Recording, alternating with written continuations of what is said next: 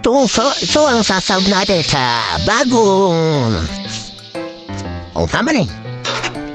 Bagong tigas. Tigas. Yung ng mga gulay. Bagong ani.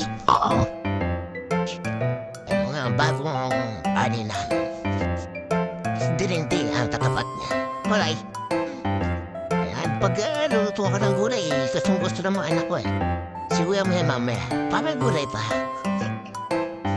Diba? Tamis umay ba? Uong lang yan ang katapat. Ayan, saluyot yata malunggay. Diba?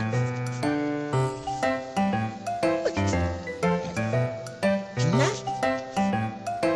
Yan. Tapos yung yung pinapagod na. Sa iwan ko na.